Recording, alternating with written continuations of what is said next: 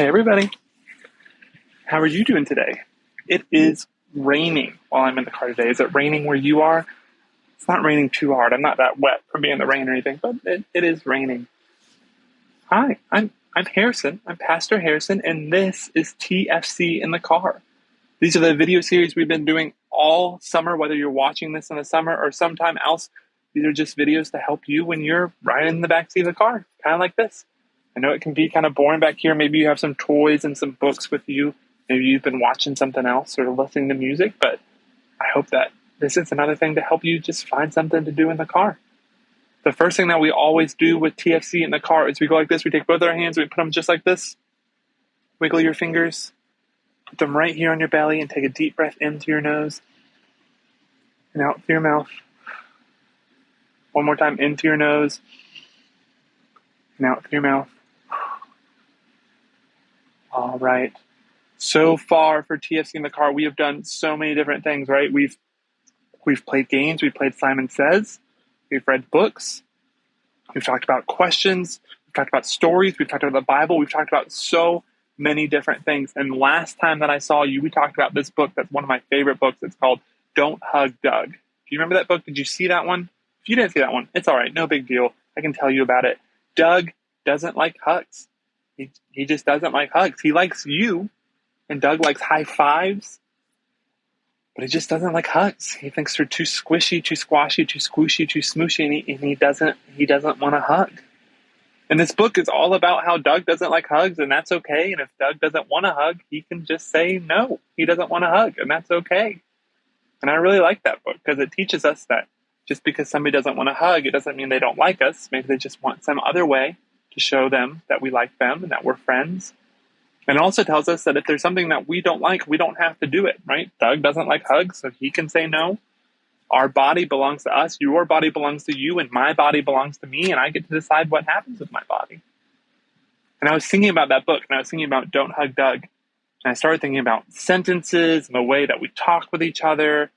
And I came up with a question that I have for you. And here's my question. My question is, what is the shortest sentence in the English language? What is the shortest sentence in the English language? A sentence, it usually has like a subject and a verb, right? It has an action and the someone or the something that's doing that action. And sometimes it has more words and different things as a part of the sentence too. But shortest sentence, it's a little bit of a tricky one. Because like I said, usually it has a someone or a something and what they're doing. So a really short sentence would be something like, I run. I am the person, I'm the someone, and run is the thing that I do. I run. That's 4 letters, right? I-R-U-N, and there's a space in the middle. I-R-U-N, I run. And we can get a little bit shorter than that. We can go with I go. Again, someone or something, I, and an action, go. That's just 3 letters, I-G-O. We still got that space, though. I go. It's starting to rain a little bit harder. Can you hear the rain? Can you hear it over? I've got my microphone in my ears. Can you hear the rain? It's raining a little harder now. But so I go, that's 3 letters and there's a space. But I thought of something a little bit shorter because sometimes our sentences are just answers to questions. You remember we talked about all those questions of who, what, when, where, and why, and how with who, what, when, and where you can answer pretty short with one word, like you, that, then, there, who, what, when, where, you, that, then, there. And those are all pretty short sentences. You, that, then, there. Those are all one word, and they kind of give all the information they need to give, because that's what a sentence is all about, is telling somebody the information they need or want to know. So I thought of an even shorter sentence, because sometimes questions are even easier than that. They're just asking something simple, and you can say something like, yes.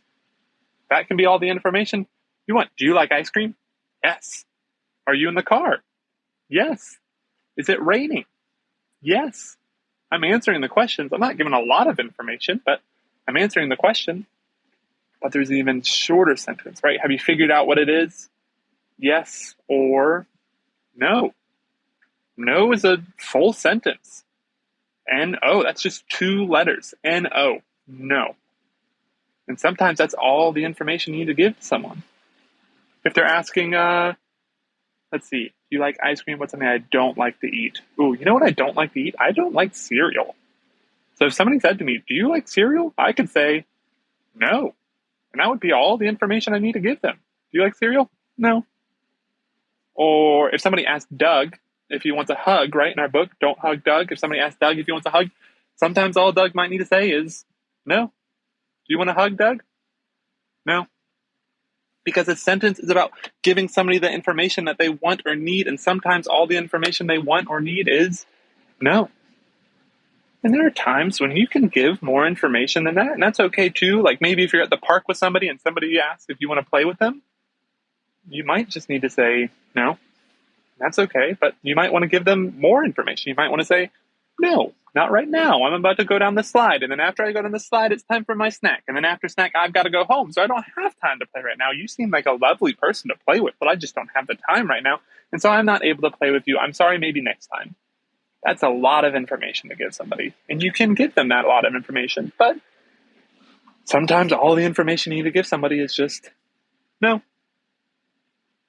And I was thinking about it because sometimes when all we give somebody the information is no, they might not hear it the first time, right? Sometimes people just don't hear us, and sometimes people don't want to hear us, and so they pretend like they didn't hear us, or they keep asking, and if that happens, you can get a little bit louder with your no.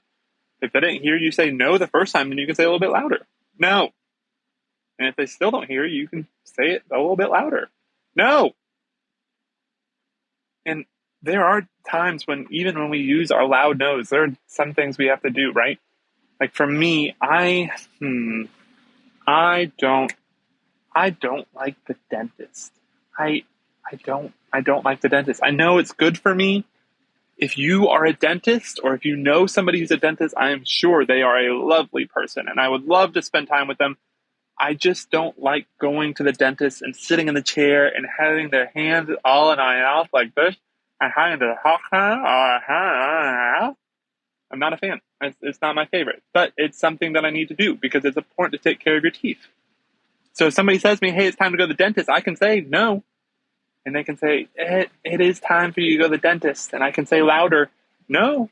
And they can say, it's time. It's time. And it's nice to have people who care about you, right? Maybe you have parents or an aunt or an uncle or a grandma or a grandpa who can help you with those kinds of things. Know that the things that we don't want to do that are good for us that we need to do. But there are a lot of other things in life that we just don't have to do. And we can just say no. We can say it louder, no, until the person hears us and understands that this is not what we're going to do because your body belongs to you and you get to decide what happens with it. There are things that you just might not want to do, and that's okay. And you can just say no, because sometimes that's all the information you owe to somebody. The shortest sentence in the English language is no. Sometimes that's all the information you have to give somebody. So that is it for this time of TFC in the Car. We have one more TFC in the Car for the summer. I hope you'll come back for our last time. But for today, I want us to one more time put your hands just like this and wiggle your fingers. Put them right here on your belly and take a deep breath in through your nose and out through your mouth. One more time in through your nose and out through your mouth.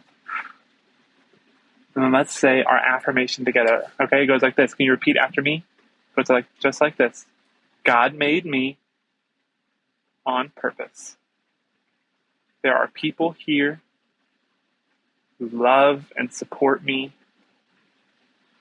Today I will be my authentic self. Include someone and disrupt what hurts others. Just as Jesus showed me. Okay, everybody, thank you so much for hanging out with me at TFC in the Car.